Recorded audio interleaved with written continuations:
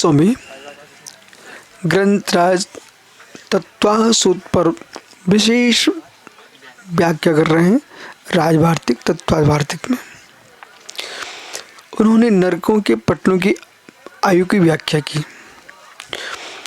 अब जो प्रथम नरक है तो भूमि रत्न प्रभा और नरक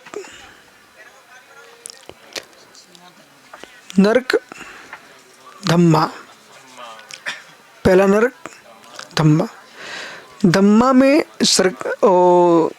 रत्न प्रभा भूमि में जो 13 पटल है, 13 पटलों में उत्कृष्ट जो आयु है, अंतिम पटल जो है वो है विक्रांत। क्या है? विक्रांत। विक्रांत पटल की उत्कृष्ट आयु 1 सागर है। शेष ऊपर के जो पटल हैं उनकी आयु 1 सागर नहीं है। 10,000 वर्ष से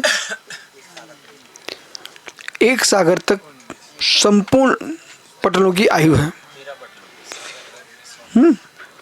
अब सागर का 19वां भाव उत्कृष्ट आयु है और 10,000 वर्ष प्रथम नरक सीमंतक की 90,000। सागर भी 90,000। ठीक है, हजारों में है 90,000 प्रथम पटल की। अब पापों की जो प्रवृत्ति है वो जीव कैसे करता, तो ऐसे ऐसे नरक में जाता है। अब व्याख्या अपन इन्हीं से सुनते, अपन ज़्यादा समय नहीं लगा रहे। तो सर्कर प्रादिशु, अब द्वितीय जो नरक भूमि है, अब नरक नहीं कह, नरक भूमि बोलना है ना, जिससे नरक का नाम बचा रहे।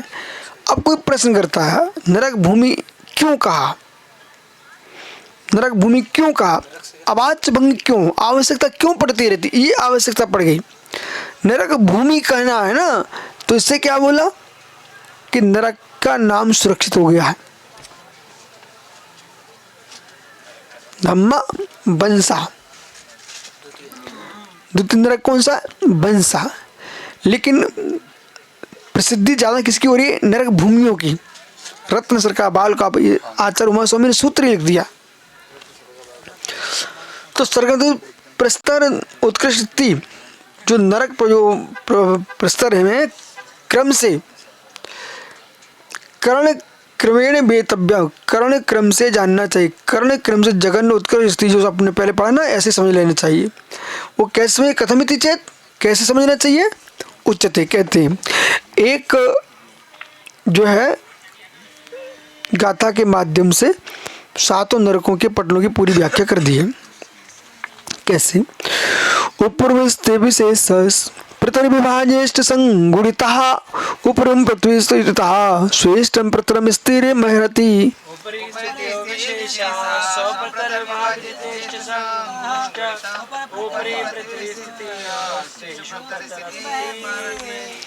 ऊपर में स्थिर विशेषा, जो उपरतम जगन स्थिति का जो अंतर विशेष निकाल करके सुप्रतर विभाज इष्ट संगुणता, पितरों की संख्या से विभाजित करके और गुणित कर देना चाहिए। फिर उपरिम पृथ्वी स्थित, जो उपरिम पृथ्वी है ना उससे युक्त स्वेष्टम प्रत्यय स्थिर महरति, जो उससे जोड़ देने दूसरी पृथ्वी के प्रथम पटल की उत्कृष्ट स्थिति बन जाती है। देखो इधर सार वही चला, ऊपर ही तत्वासूत्र के पास जाइए, वो नहीं, परता परता पूरा पुरांतरा, परता परता पूरा पुरांतरा। तो पूर्व की जो उत्कृष्ट है, पूर्व की जो उत्कृष्ट है वो पर की जघन्य है। प्रथम नरक की उत्कृष्ट है, वो द्वितीय नरक की जघन्य है। अब सुनो, अब आगे पीछे का ये तो सामान्य कथन हो गया।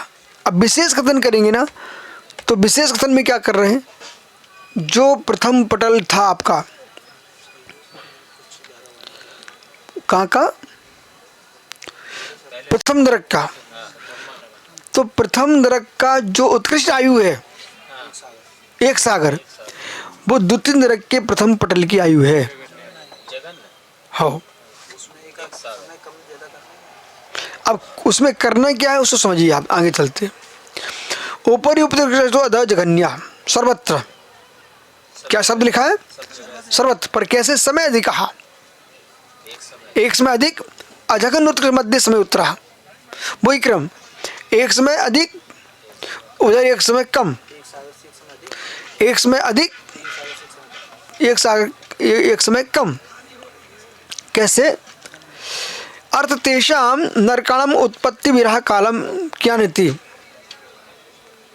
अब देखो इसको आप समझ लिए जो माता जी ने लिखा। शर्का प्रभा नाम द्वितीय नरक के नरकों जगन्य आयु एक सागर है, ठीक है। उत्कर्ष 33, उत्कर्ष आयु 3 सागर है द्वितीय की। उत्कर्ष में से जगन्य को घटाए हैं, उत्कर्ष में से जगन्य को घटा दीजिए, बहुत बढ़िया। जो प्रथम द्वितीय नरक है ना, नरक पटल भूमि, उसके जो उत्कृष्ट आयु है, उत्कृष्ट में जगन्य को घटा दो तो जगन्य कितनी है उसकी? 1, तो 1 घटाई तो उसमें बचे 2, ठीक है। इनमें प्रतर संख्या 1 भाग देने पर 1/2/11, 2/11 किसको? इनके पटल हैं 11, ठीक है। उनमें प्रथम नरक की उत्कृष्ट आयु जोड़ देने से द्वितीय नरक के प्रथम पटल की उत्कृष्ट आयु हो जाती है। हाँ, आया समझ में? प्रथम नरक की उत्कृष्ट आयु जोड़ देने से द्वितीय नरक के प्रथम पटल की उत्कृष्ट आयु हो जाती है। प्रथम पटल की, नरक की नहीं, प्रथम पटल की। जैसे सुन, मेरी तरफ देखो, अरे मेरी तरफ देखो भाई, ये बोल रहे हैं कि जैसे प्रथम नरक की उत्कृष्ट आयु 1 सागर, द्वितीय नरक की वो जघन्य, वो जघन्य सामान्य कथन में। पर वास्तव में वो जघन्य किसकी है? वो पहले पटल की है, न कि नीचे। ऐसा अब तुम समझदार होने लगे तुम थोड़े थोड़े ना। किसी चीज में 1 सागर की आयु का बंध किया तो प्रथम और दूसरे दोनों नरकों में जा सकते। हाँ, अब सुनिए, बहुत बढ़िया आपका प्रश्न है। नहीं, तो प्रथम उसमें प्रथम नरक की उत्कृष्ट स्थिति में कहाँ गए? द्वितीय नरक के प्रथम पटल की उत्कृष्ट आयु हो जाती है, उसमें प्रथम नरक की उत्कृष्ट आयु जोड़ देने पर। अब सुनो, ये कह रहे हैं कि किसी जीव ने 1 सागर की आयु का बंध किया, तो कहाँ कहाँ जा सकता है? तो उसके लिए क्रम आ रहा है, तीव्र बंध, ज्ञाता भाग विशेषा, स्थिति बंध, अनुभाग बंध। अरे तुम सुनो बेटा, यहाँ आपको अगर ये 2 प्रकार का करना नियोग है, एक क्षेत्र संबंधी करना नियोग और लोकालोक संबंधी करना नियोग, एक कर्म प्रकृति रूप करना नियोग। अब यहाँ तुम लेके आओ कर्म प्रकृति रूप करना नियोग। अब ये जो नरक चल रहा है ये है जेल, जेल में सीधा कोई नहीं जा सकता, ये दंड भोगने का स्थान है। पर दंड देने का अधिकार, दंड अधिकारी बैठा कहाँ पर? न्यायाधीश। तो न्यायाधीश क्या ना, अब इसी ग्रंथ में आओ, इसका न्यायाधीश है 8वें अध्याय में। आनंद आ गया। इसका न्यायाधीश कहाँ पर है? तत्वश्रुति 8वें अध्याय में। जैसे देखो कैसे कोर्ट चलते हैं। अब भोपाल राजधानी मध्य प्रदेश की, ठीक है ना, बता रहे हैं भोपाल राजधानी मध्य प्रदेश की, ठीक है। परंतु इसका जबलपुर में क्या है? High court. और सुप्रीम कोर्ट कहाँ पर है? दिल्ली। सुनते जाना, पूरे देश का सुप्रीम कोर्ट कहाँ है? दिल्ली। जब प्रदेश के हाई कोर्ट में बात फैसला न हो पाए, सबसे पहले हाई कोर्ट नहीं जाया जाता, सिविल कोर्ट। ये किसके पास होता पता है आपको? तहसीलदार के पास होता है, एसडीएम के पास होता है। अब आगे बढ़ते बढ़ते देखो, वहां से सूचना दी जाएगी तुमको तहसील से, भाई इनको ले जाओ अंदर, थाने में ले जाओ, थाने में ले जाओ। थाने के अपराध से बड़ा अपराध हो गया तो फिर जिले में नहीं, जेल में। बड़ी जेल वही होती है जिला में। तो जिला क्यों बोलता है भाई? जिले में यदि तो फिर तो कोई भी जिले में जाएंगे तो तुम अपराधी हो जाओगे क्या? जेल बोली है। ठीक, अब सुनो, तब जेल होती है, थाने में थोड़ा बोरा रखते फिर बाद में जेल भेजते हैं। अरे दृष्टांत मत उलझो भाई। तो वहाँ क्या बोले, इनका प्रश्न का उत्तर सुनो, फिर तुम बाहर चले जाओगे। जो वहाँ पर अपराध किया, स्थिति बंध एक सागर का, अनुभाग बंद क्या किया है? वो एक सागर की आयु ये प्रथम नरक में भोगेगा कि दूसरे नरक में भोगेगा? अनुभाग बंद, वहाँ अंतर आ जाएगा। इनका प्रश्न था कि एक सागर की आयु बंद किया जीव ने तो कहाँ जाएगा? प्रथम नरक में ही चला जाएगा कि दूसरे में ही जा सकता है? दूसरे प्रथम पटल में। वहाँ ये देखना, आपको ये तो पता है ना, प्रथम नरक से ज़्यादा द्वितीय नरक में ज़्यादा कष्ट है, पक्का। और फिर पटलों में अंतर है, पटलों में अंतर है। अब यहाँ क्या समझना आपको, इस जीव ने अनुभाग बंद कैसा किया है? एक सागर की संबंध होने पर भी यदि अनुभाग बंद ज़्यादा है तो प्रथम नरक में नहीं जाएगा, द्वितीय नरक के प्रथम पटल में ही जाएगा। सिद्धांत अनुभाग के भेद से जाएगा, नहीं फिर भी नहीं कहना जा सकता है, ये दोनों में से किसी एक में जा सकता है। दोनों से एक में जाएगा, पर ये ध्यान रखना, अनुभाग जिसका तीव्र होगा वो दूसरे में जाएगा प्रथम पटल में, अनुभाग जिसका कम होगा वो प्रथम नरक की अंतिम पटल में जाएगा।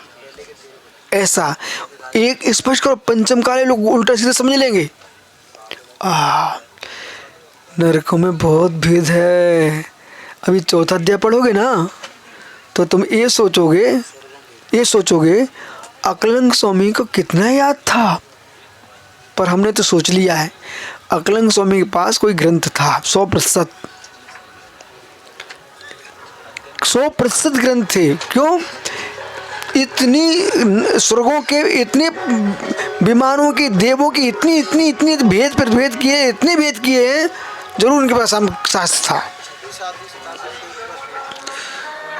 त्रिलोक पंडित तो था ही, त्रिलोक पंडित था उनके पास, इसमें कोई शंका नहीं करना। त्रिलोक सार नहीं मान सकते, त्रिलोक से पंडित ही था। और लोक विभाग होगा, और भी होंगे। चलो भाई, प्रथम नरक देखो, ये समझ में आ गया ना।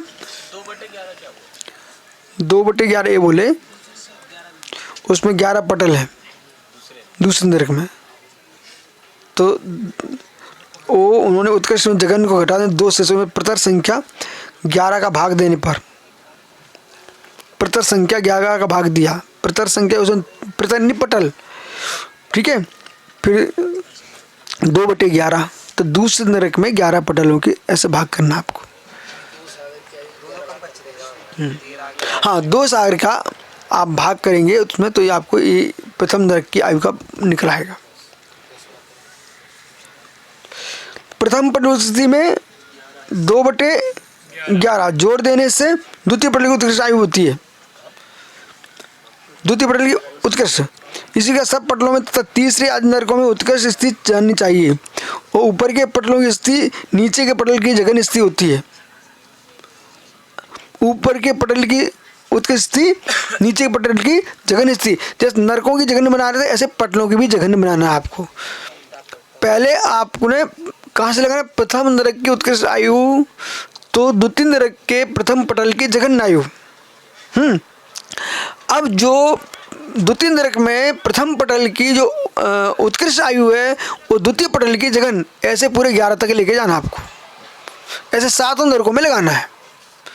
गणित का सूत्र एक समझ लो, अब पूरा तुम्हें समझ में आया। 7 नरक समझ में आ गए।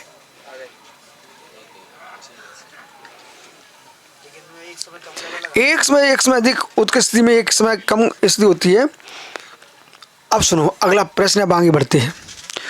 एक दिन हम क्या सोच रहे थे, मैं जब क्षुल्लक बनेंगे ना, क्षुल्लक बना तो आचार्य श्री बहुत प्रवचन कराते थे, पर विचार है छुपा नहीं रहे, आपको हम बता रहे। तो हमने क्या सोचा, अरे मैं जब क्षुल्लक जैसी बुद्धि भाई बढ़ गई ना, मैं स्कूल में इतना बुद्धिमान होता ना तो और आनंद आता, इतने और भाषण करता, ऐसा सोच रहा था। शुरू में हमें सपना आते थे, मात्र एक ही सपना आता था, स्कूल गए, पढ़ाई कर रहे हैं, बस्ता रखा है, बस स्कूल पढ़ाई कर रहे हैं। अब ये इसमें रहस्य है। आइए, अरे भाई अपन संग में आए ना, तो संग में गाता श्लोक थोड़े बड़े बड़े थे तो उसमें देर लग रही थी, समझ रहे ना। पर वहाँ तो हमने वहाँ के पूरे इतिहास रटना पड़ता था, प्रश्न उत्तर रटना पड़ते थे, अंग्रेजी के निबंध रटना पड़ते थे, श्लोक रटना पड़ते थे, वो तो रट लेते थे 100%। आइए,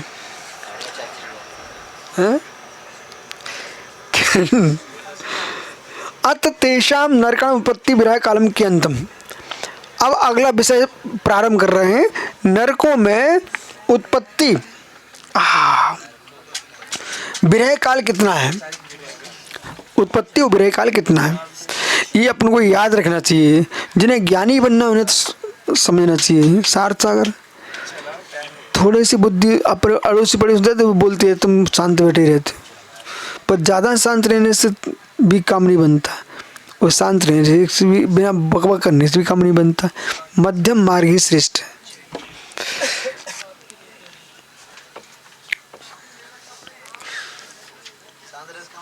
कुछ ऐसे जीव रहते हैं, वो कहते हैं भाई मुझे मूसिका लगा दो, मूसिका।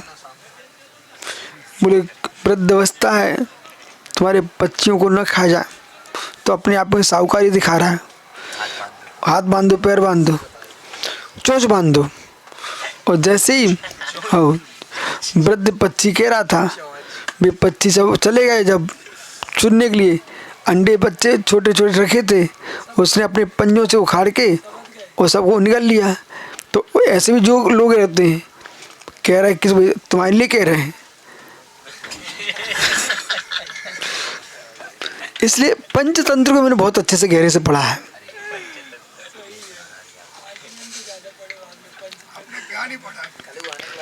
अत्र सर्वासु पृथ्वीषु जगन्य एक समय, सुनो निसंग,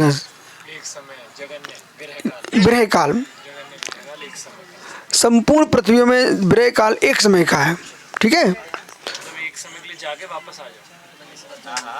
नहीं, एक समय मतलब कोई नरक में कोई जीव उत्पन्न ना हो नारकी, तो एक समय का अंतराल बढ़ सकता है, ये कथन कर रहा है। सब जीवों के अपेक्षा समान सर्व उत्कृष्ट चतुर्विंशति मुहूर्ता, और सभी पृथ्वी में जगन कितना है, एक समय उत्कृष्ट 24 मुहूर्त, 24 मुहूर्त। अब आगे चलो, अब जगन तो एक सा रहेगा। अब क्रम से बता रहे, प्रथम नरक में 24 मुहूर्त, उत्कृष्ट सप्त रात्रि दिवानी, 7 रात दिन। अब जोड़ते जाना, अब दूसरे में पहुंच गए, ठीक है। 7 दिन, इसके बाद पक्षा, एक पक्ष कहाँ पर, तीसरे में। मास, 1 महीने का अंतराल पड़ सकता है चौथे नरक में। 2 मासा, यशोधर जी, 5वें नरक में कोई जीव न जाए तो 2 महीने तक अंतराल पड़ सकता है। और 6वें में चत्वारो मासा, 6वें नरक में कोई जीव न जाए, 4 महीने वहाँ पर अंतराल पड़ सकता है, ठीक है। 4 महीना बोले, कहाँ गया बोला, 4 महीने का अंतराल। और 6 मास में 6 महीने का अंतराल, कहाँ पर, 7वें नरक में जीव उत्कृष्ट का जन्म नहीं लेगा। जैसे कि माना कि यहाँ तुम बैठे हुए हो, पुनः या मुनिराज कब तक नहीं आएंगे, तो 4 महीने नहीं आए, 8 महीने नहीं, ऐसे बता रहे हैं। मतलब कोई मुनिराज नहीं आया। अब मेरी तरफ देखो, 24 एक सप्ताह, एक पक्ष, एक मास, 2 मास, 4 मास, 6 मास, पूरा हो गया कार्यक्रम। प्रथम नरक में 24 मुहूर्त, 24 मुहूर्त तक कोई जीव नहीं जा सकता, उत्कृष्ट। द्वितीय नरक में 1 सप्ताह, तृतीय नरक में 15 दिन, चतुर्थ नरक में 1 महीना, पांचवें नरक में 2 महीना और छठवें नरक में 4 महीना, सातवें नरक में 6 महीना कोई जीव नहीं जा सकता। इति रत्न प्रदत्त क्रमेण गया, क्रम से जानना चाहिए। शेष आगे विचार करेंगे। नमो 5 मिनट 5 भगवत